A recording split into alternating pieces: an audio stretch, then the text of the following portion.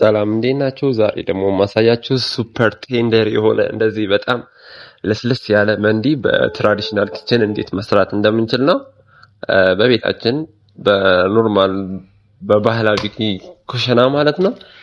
እንዴት እንደዚህ አይነት ለስለስ ያለ ስጋ መስራት እንችላለን እና ደግሞ የሚገርም መንዲ እንዴት መስራት እንደምንችል በዚህ ቪዲዮ ማየት ትችላላችሁ። በመጀመሪያ የምንጀምረው እንግዲህ ለምንጠቀመውን አጥንት በመሰባበር ነው። ከዛ በኋላ ያንን ካዘጋጀን በኋላ እሳት እናያይዛለን። ከዛ በኋላ በደንብ ጨው እንዲቀበልልን ቅመማ ቅመም እንዲቀበልልን ስጋውን እንደዚህ ሰንጠቅ ሰንጠቅ እናደርገዋለን ማለት ነው፣ ድፍን ከምታደርጉ እና ደግሞ ስጋውን አከታተፉን በጣም ትልልቅ ነው፣ ምክንያቱም በኋላ ሲበስል ጊዜ ዲሳፒር ነው የሚያደርገው። ኖርማሊ ይሄ ወጥ ስንሰራ የምንጠቀመውን አይነት አከታተፍ ከተጠቀምን ማለት ነው። ከዛ በመቀጠል እንግዲህ ቅመማ ቅመም ማድረግ ነው ማለት ነው። ቁንዶ በርበሬ፣ ከዛ በኋላ ገውዝ ሰበር ሰበር አድርገን እንጨምርበታለን። ከዛ በኋላ ኪሪ እንጨምርበታለን። ከሌላችሁም እርድ ብቻ መጠቀም ትችላላችሁ፣ ኪሪ ፓውደር። ከዛ በኋላ ቀረፋ እናደርግበታለን ማለት ነው። ሲዝሊንጉ በጣም ወሳኝ ነው። ቅመሙ በጣም ወሳኝ ነው። በነገራችን ላይ ዝም ብለን ያገኘነውን እንትን ባናረግ ጥሩ ነውና በዚህ መልኩ ብትሰሩት በጣም ያበደ መንዲ ታገኛላችሁ ማለት ነው። ከዛ ጨው እናደርጋለን፣ ያው ሁሌም የማይቀር ነገር። ከዛ ለ3 ሰዓት እንረሳዋለን ማለት ነው እሳት ላይ።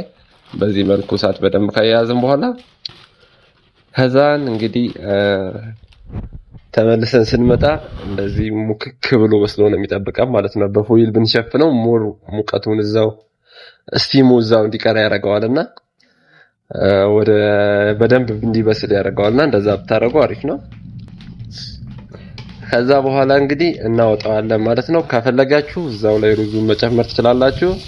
እኔ ግን እንዲሁ ስለሚመቸኝ ከአውጥተን ስጋውን ከውስጥ አውጥተን በውሃው ሩዝ እንቀቅላለን ማለት ነው። እና በጣም ቀላል ነው አሰራሩ። ያው ትንሽ ጊዜ ይወስዳል፣ ግን ደግሞ በቴስት የምታገኙት ውጤት በጣም ያስረሳችኋል ማለት ነው ያለው እንትን። ከዛ በኋላ እንግዲህ የሚሆነው ሽንኩርት ካርመላይዝ እናደርጋለን ወይም እንጠብሰዋለን ማለት ነው። ሽንኩርቱን ካርመላይዝ ካደረግን በኋላ ወደ ካሮት እንገባለን። ቶፒንጉን በዚህ እናደርጋለን ማለት ነው። ካሮታችንን በደንብ እናበስለዋለን። ይሄን ሁሉ እንግዲህ ስናደርግ ዘይት አልተጠቀምንም በነገራችን ላይ። እንደውም ትንሽ ለዘይቱና ለሽንኩርቱ ትንሽ ተጠቅመናል። ምንድነው እሱ በዚህ አጋጣሚ ላችሁ የምፈልገው ነገር ሁሉም ምግብ ወይም ሁሉም ወጥ ዘይት አይፈልግም እና አንዳንድ ምግቦችን ብትዘሉ ዘይት ባትጠቀሙ ጥሩ ነው። የቂቤ ተራ ነው። የተወሰነች ቂቤ እናደርግበታለን። ያው ቂቤ ለፍሌቨር በጣም ወሳኝ ነው። ይሄ ቪዲዮ ከተመቻችሁ ላይክ፣ ፎሎ፣ ሼር ማድረግ እንዳይረሳ። ለተለያዩ ሰዎች እንዲደርስም ሼር አድርጉላቸው። አካውንቱ እንዲያድግና ለተለያየ ነገር ይጠቅመናል እና ደግሞ ተመሳሳይ ህይወታችሁን የሚያቀልላችሁ ሬሲፒዎችን ማግኘት ትችላላችሁ እዚህ አካውንት ውስጥ ገብታችሁ።